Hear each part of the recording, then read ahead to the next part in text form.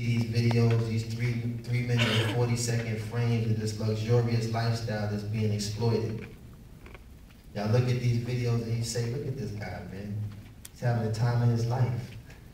Every time I see him, he's getting out of a helicopter, he's getting out of a jet, he's always poolside with a bunch of honey sitting around. But this is the image that is put forth to inspire you to think that life for me is grand. But the reality of it is, what comes with the success is a 24-hour consistent cycle of sinning. 24 hours. And when this starts to eat away at your primary objective, you start to become someone else. Someone totally different from the perception that you see in the videos. And this was the turning point in my life, where I started to find myself slipping away from myself. Now, basically, in my community, and all y'all might know, New York is very diverse, very multicultural. We have every culture, nationality, ethnicity that walks this earth is in New York City. So this was our way of, developing an international understanding, right, within our community. So growing up, I was always aware of the Muslim, but never really aware of Islam. Because in my environment, I only looked at the individuals in the environment as my brothers in the struggle. Because in the community, we were all dealing with the same issues. And we all had the same agenda. Do what we have to do to survive. So of course, on the corner stores, most of the local delis, they were owned by the Yemenis brothers. It'd be a Yemeni brother with his hat to the back, pictures of a 4-year-old right on the side, holding the AK. And this was his means of surviving. This was his means of showing that, it could go down over here. Everybody think about robbing the deli, you see the 4-year-old with the AK. It could really happen, And then you come in, they speak to you, yo, what up, son? Like, this guy, what up, son? He's in the back serving ham sandwiches with plastic gloves on. I don't know anything about the Sunnah at the time. So this is my perception of a Muslim. Then you have the West African brothers, mostly from Senegal, Cote d'Ivoire, places like this, Nigeria, Gambia, alhamdulillah. These brothers dominated the taxi services, And they also had to use certain methods to survive. You have a stranger sitting behind you every day. You're always putting someone in your car who's sitting behind you that you don't know at all. This is scary, especially when you hear stories of cab drivers getting killed and things of this nature. So you'll get in the car, you tell them, listen, take me to 145th Street. So while you're en route going 145th Street, there's something hits you and you just say, you know what? Aki, could you just take me to 137? No. You said 145th, this is where we go. So at that point, he's getting nervous because it sounds like something is going wrong. You got in, you knew what you wanted to do. All of a sudden, you're switching gears. Like, nah, there's no problem. I just want to go to 137th Street real quick. I'll walk down 45th. No, you listen. You said 45th, this is where we go. You know what? I don't need your money. You just get out the cab. And you're looking like, man, what is wrong with this guy? Ain't you supposed to be a Muslim? What's wrong? Why are you acting like that? And to make matters worse, you got the Nation of Islam. These brothers, they running around with the bow ties and suits on, and they're extra polite. Extra polite. Assalamu alaikum, brother. How you doing? Brother, can I interest you on the bean pie? I can't make the final call. And you looking at him like, what do you want? Like, why are you so nice? Like, what is your angle?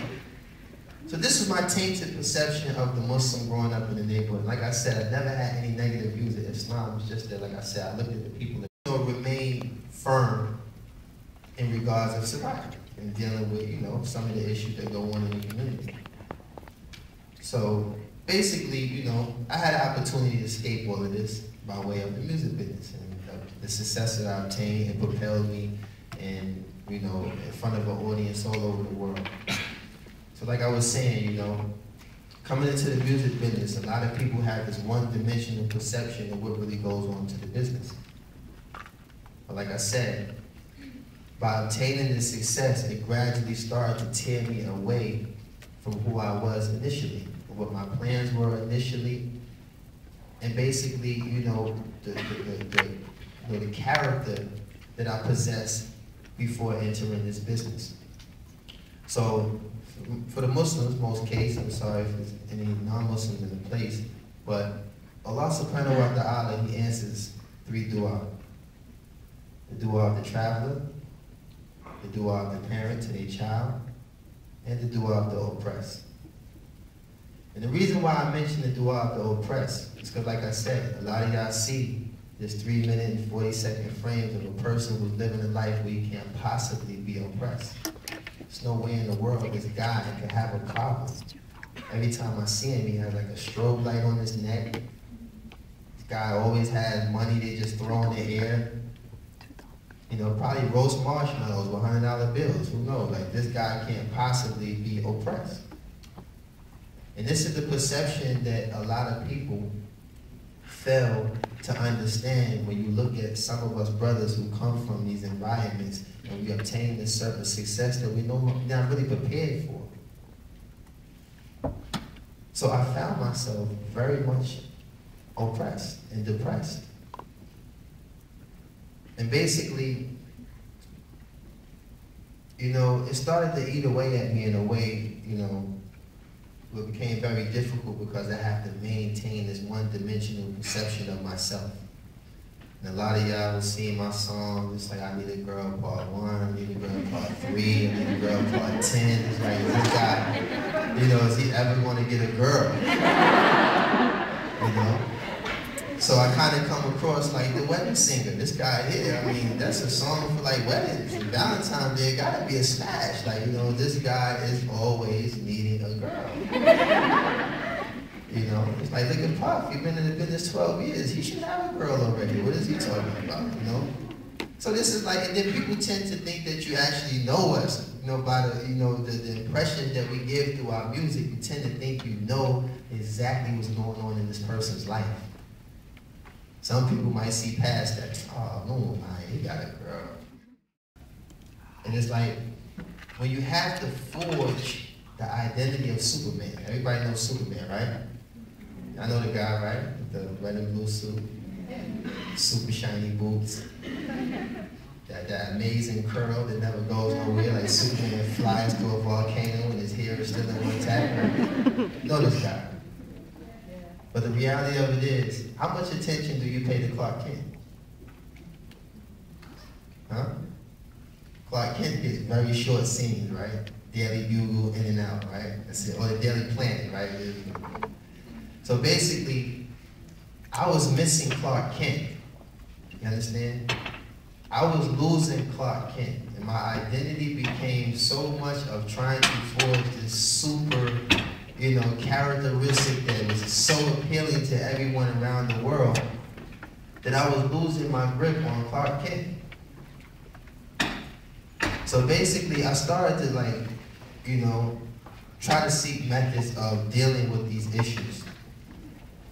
And the first was detaching myself from Bad Boy Records, because I felt like, okay, there's a very overshadowing presence when you're dealing with someone like Sean Combs. When you're dealing with Puff Daddy, he's a tycoon. Not even a tycoon, he's an icon. This guy is very, very big, you know what I'm saying? So even if your life was where it needed to be, you're still going to be overshadowed by certain issues that come with actually being with Puff. So I felt like if I want to start restoring anything that was wholesome in my life, or anything that meant something to me prior to coming into this business, let me start by separating myself. So I had a meeting with Puff. He understood where I was coming. I was like, listen, I gotta do my thing. I gotta do my own thing. So at that point, this is where my real journey to Islam kind of started. Because by separating myself from Bad Boy, I took an initiative to take, you know, the funds and stuff that I accumulated from my success of being a Bad Boy, and I started to travel the world. I started to travel to many countries. You know, I'm literally like almost on my 3rd passport. I've traveled so many places. And wallahi, every place I traveled, I bumped into the Muslim. And you know, as these things are taking place, you're kind of taking snapshots. You're not really, you know, drawn into every